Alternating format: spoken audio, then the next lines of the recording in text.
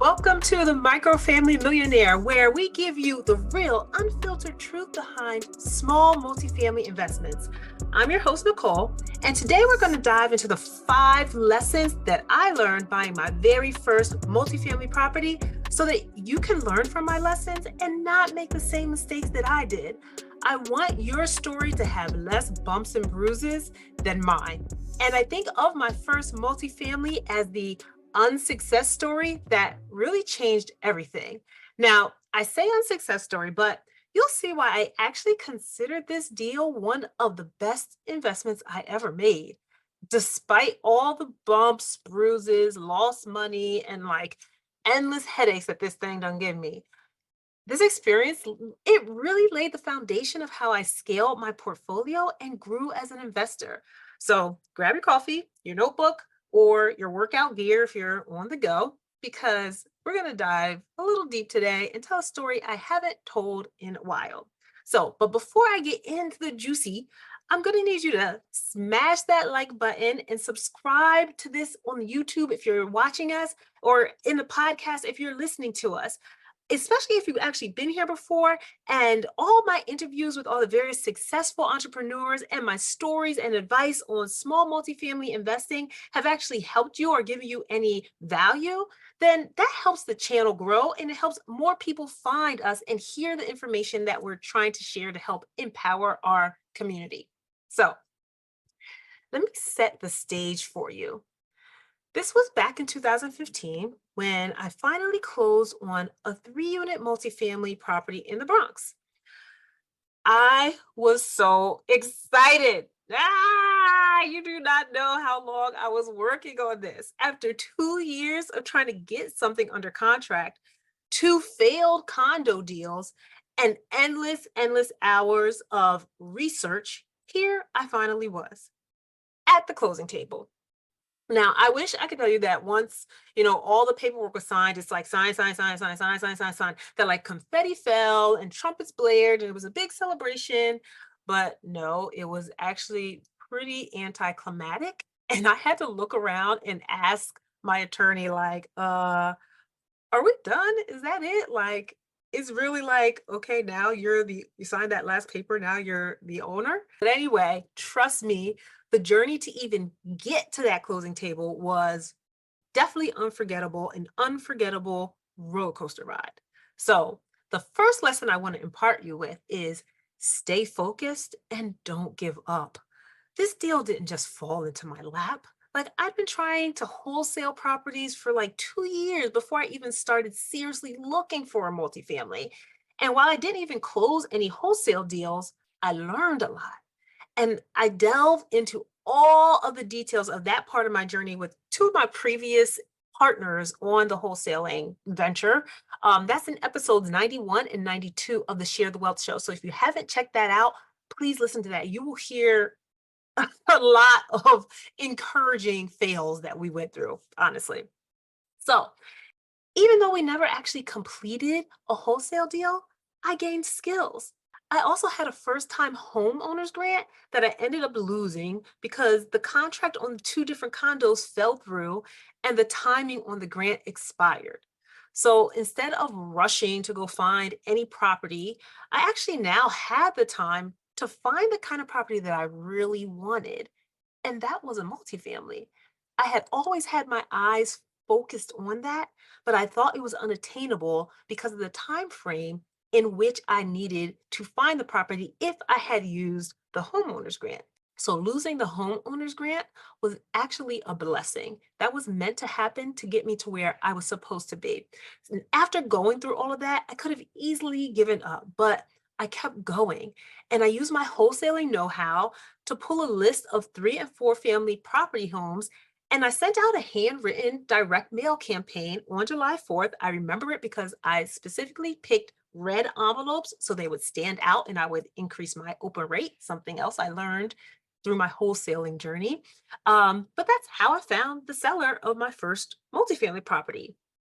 And he reached out to me after that very first mailing. And typically, when you're doing a direct to seller kind of direct mail campaign, you should expect to have to mail 5 to 7 times, and he called from the first one. So I lucked out on that. So finally, we're in contract in 2014, but the hurdles started early. First off, my debt to income ratio was a whole huge mess. That was a problem. My broker was honest. I had a mortgage broker. Instead of going to one bank, he actually had relationships with a bunch of banks, which I think that's key. Pick a broker instead of just going into one bank, because now he can find a lender who fits and has products that fit your box or your scenario, right? Instead of you having to fit into the lender's box if you go to one bank.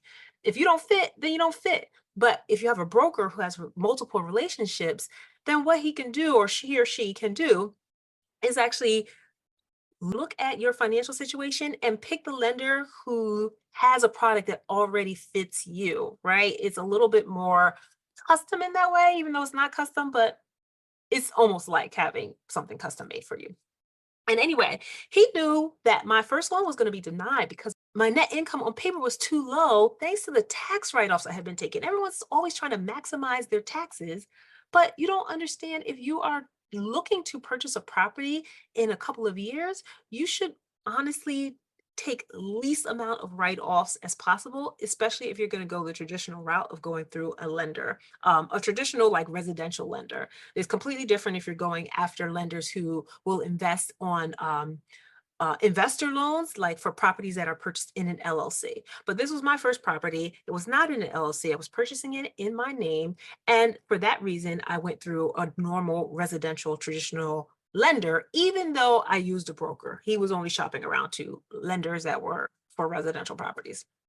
So anyway, that's where having like a really good team comes in. Like my broker was able to switch gears and found a new lender that didn't require taxes for approval, especially if it was your first time owning a property, right? So we were now back on track. But after 7 long months, that is a long closing period, we finally closed in March of 2015. And so that's the first lesson for you. Just stay focused. Stay focused on the goal. Keep moving forward and don't give up. Like, just take one step at a time. Any hurdles that you face, just find a way over or around them, and you will get to where you're headed. So, lesson 2, have a great team. I kind of focused on that a little bit with the broker story, but that's going to save you a lot of time and money, especially when they know what they're doing. So the other tip, since I kind of slipped the bag, I got too excited and started talking about lesson 2 in lesson 1 with my mortgage broker story. The main thing I want you to take from that is that he didn't panic. He was able to come up with an option, with a solution for the situation that I was going to be in. And the problem that he helped me avoid was actually finishing the process of pushing to get that first application through. Because if I had been denied, then I would have had to put my reason for denial, if I had applied for a loan, if I had ever been denied before, what the reason for the denial was. You have to share all that information on the next loan application that you fill out.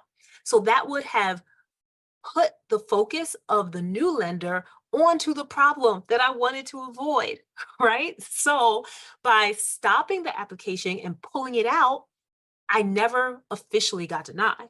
So when I filled out my second application, I was able to just say, nope, I've never been denied before.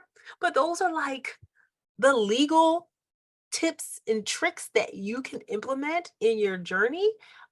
If you have the right team who can tell you those little insights and those little things, is something I would have never known had I had still just been doing it on my own or going through one lender. They would have not had another option to put me into a different loan product. And my application would have got denied. And then I would have had to disclose all of that to the next lender. Now, lesson 3, and this is a big one. I know it's going to hurt a lot of people, going to hit you in your chest.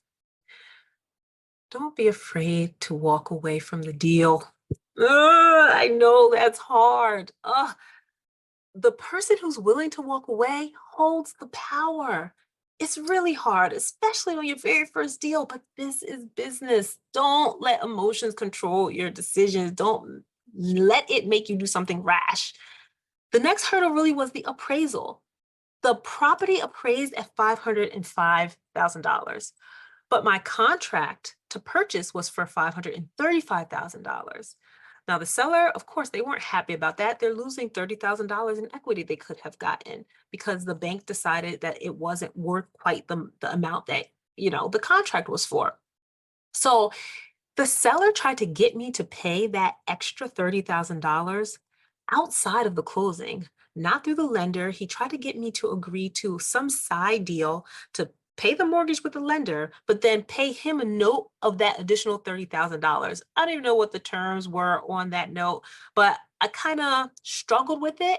I almost agreed. I was struggling, but I really almost agreed because when I was all about the numbers. And when I ran the numbers, it was tighter, but it didn't seem too bad. And I'm like, I can't get this three-family property. This 30,000, I was going to buy for 30,000 anyway, the 30,000 more anyway, right? So I really, really almost did it. But after thinking about it over and getting some advice, actually from that same mortgage broker who helped me before, I ended up walking away. And it was really like the hardest decision that I did. My soul dropped. Like, honestly, I actually cried about it. I sat in the bathtub with a glass of wine and cried because you really don't understand the blood, sweat, and tears it took me in the years before I even knew I was looking for a multifamily property, the years of prep that had got me to that point, and I was eager, right? So this was not easy. But what happened was 2 weeks later, when my attorney asked the seller again for my earnest money deposit back, they ended up finalizing and agreeing to sell it to me for 505,000 and no side deals. So that was great. And that worked out in my favor. So sometimes if you are willing to swallow that pill, put yourself in a chokehold and just walk away, step away, if the deal is not working right, then it may come back around to you. And if it's meant to be, it will be, right? Please just remember that. Now, lesson 4, always verify everything in writing. Come on, do I have to tell you this? Like, it should be common sense. Trust is great, but protect yourself with written agreements. And if someone doesn't follow through, don't be afraid to ask for compensation or to go after what you're owed based on what you agreed upon, right? It's not you being difficult, it's you protecting your investment. So the seller had also promised to find me tenants before closing. When I first viewed the building, it was vacant. He was going to find tenants because he was an experienced investor. Don't worry, trust me, don't worry, trust me. He was going to find the best tenants possible that I wouldn't have to worry about a thing at all, right? So the only contingency on that was I told him I would like to see the tenant applications and review them and agree to that tenant before they moved in. No worries, no problems. He promised me, oh, you're going to get the whole packet. You're going to get all this information, right? So I'm going to get everything. And any tenant who moves in is going to be because I approved them, right? Spoiler alert, I never got the chance to approve anybody because those tenants ended up moving in and I was told afterwards. It took a long time for him to find tenants. And so one random week I called and I asked, hey, what's going on with your tenant selection process? Oh, I found somebody. They moved in last week. And then I found another person who moved in 2 weeks ago. And I was just like, I thought I was supposed to approve them. Don't worry, you're going to get the packet. You're going to get the tenant application packet. You're going to get everything that you need, right? But I had to suffer those consequences because guess when I got the tenant application packages? I got them at the closing table that the seller did not come to. He sent his attorney representative, but he wasn't there. So he didn't have to deal with me bitching him out for not giving me the information ahead of time. Because as the packet of tenant leases were slid across the table to me and I was reviewing them, not only did he rent to these tenants for about $100 less than he had promised me he was going to, he also put them on 2-year leases instead of a traditional 1-year lease. So now I was stuck with $100 less per unit for 2 years, 2 units, right? That's $2,400 for one unit and $4,800 for two units over the course of those 2 years.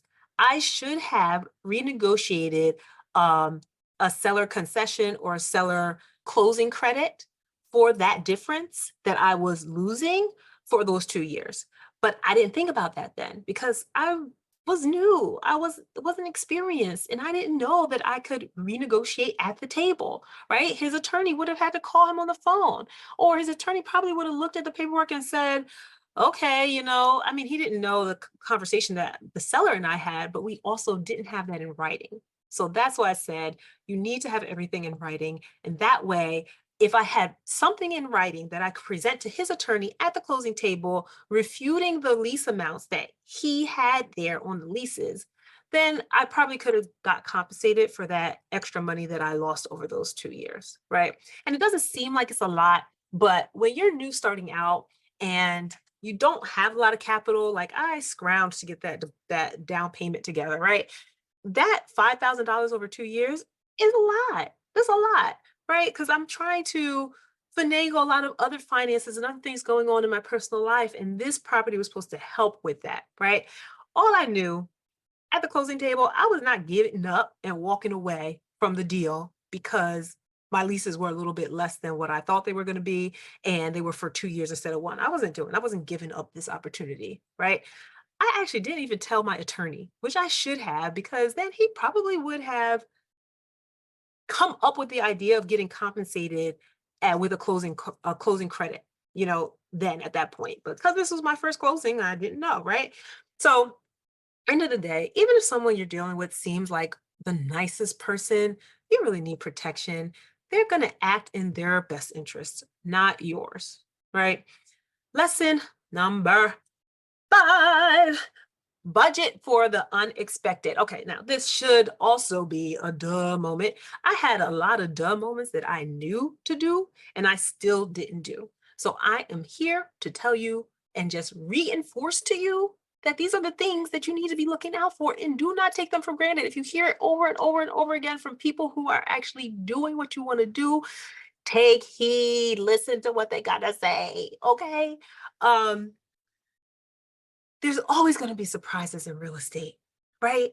Especially financial. And if you don't have some kind of bucket of reserves to help to deal with these things, you're going to be washed high and dry, right? So after the closing, things got even a little bit more complicated. I thought I was free and clear with my anticlimactic closing and my, disappointment in the leases and all that. I was still like elated, right?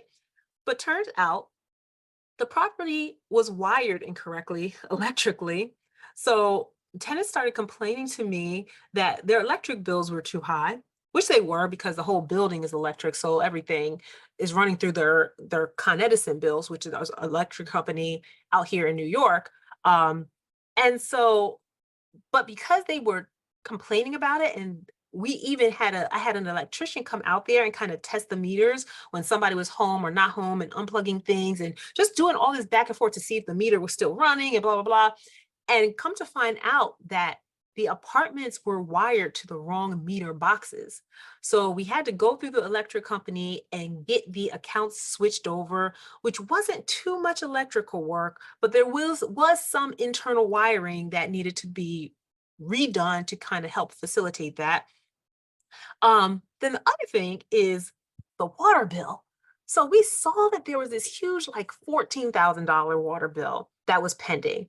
And the seller told me it was because they made a mistake, and they were saying that there was no meter, but there was a meter. And I physically saw the meter myself when I was viewing the property. So I saw the meter. I'm like, okay, yeah, there is a meter here. So he has validity in his claim. Don't you know, I probably was on the phone with the water department. It's called DEP out here in New York City. I was probably on the phone with them at least 10 times, like every other day. I don't know how often, but a lot, right? Till I finally, every person that I talked to, I pieced together a little bit more information to the full story. So finally, at the end of the day, I realized this was a new build I had bought, except for it was a new build 10 years ago, but it sat vacant that entire 10 years. then I bought it from a rehabber. I'm doing air quotes if you're listening to me, because I don't know how much he actually changed that was not original to the property. And the original contractors, I don't know how much they finished or what happened, but they never finished filing the paperwork for the water meter that they put into the building.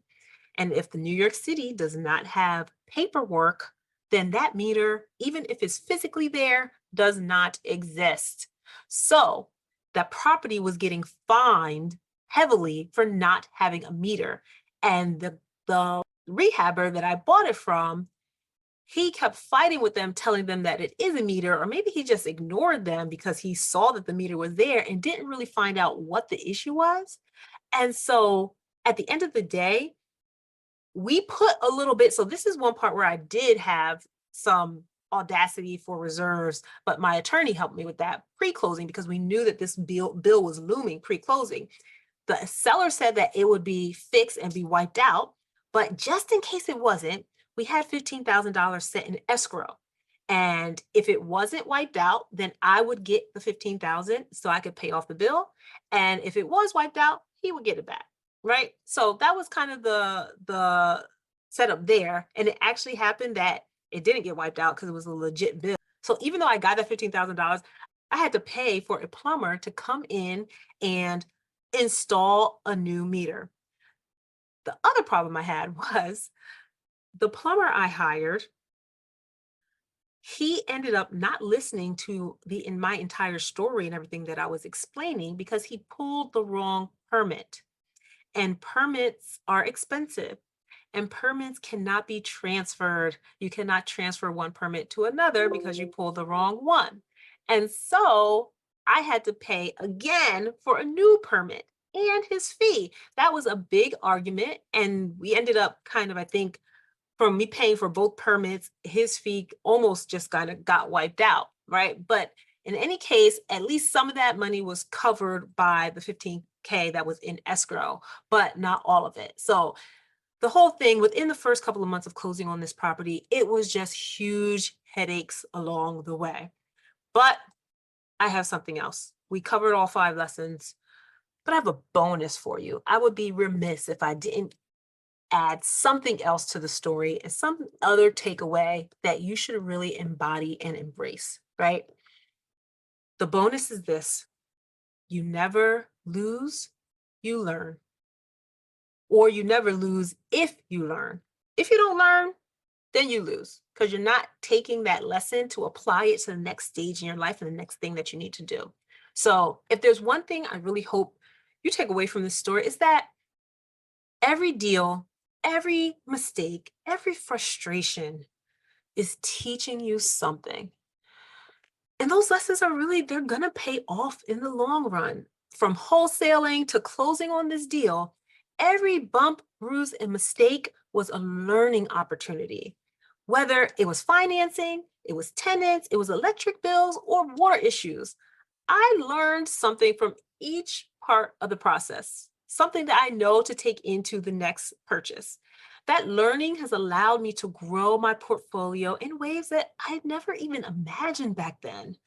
It's true for my story, and it's definitely going to be true for yours. So you may make some mistakes, and things, they definitely won't always go as planned. That's a joke.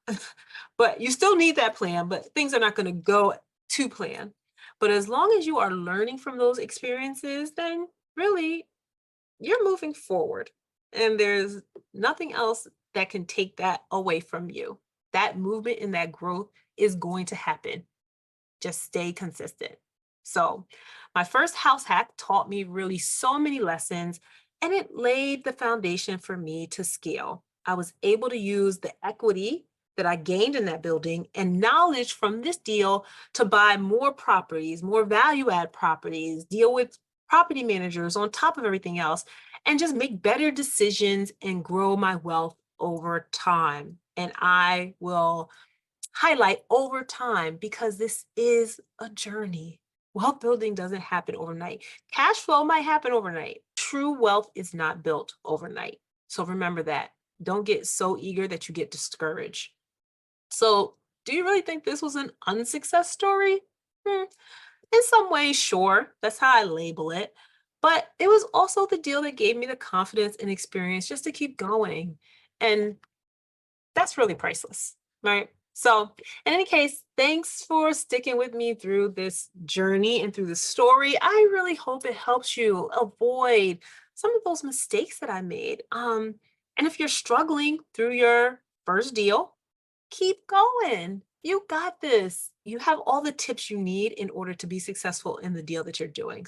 So until next time, keep learning, keep pushing, and keep building that microfamily empire. And really, that's it for today, folks. Like, if you found this episode valuable, don't forget to rate, review, like, subscribe, do all the things, right? To the Share the Wealth show. So you can hear more about the Microfamily Millionaire, along with our conversations on how to build, grow, and protect minority wealth. See you next time, and keep on growing.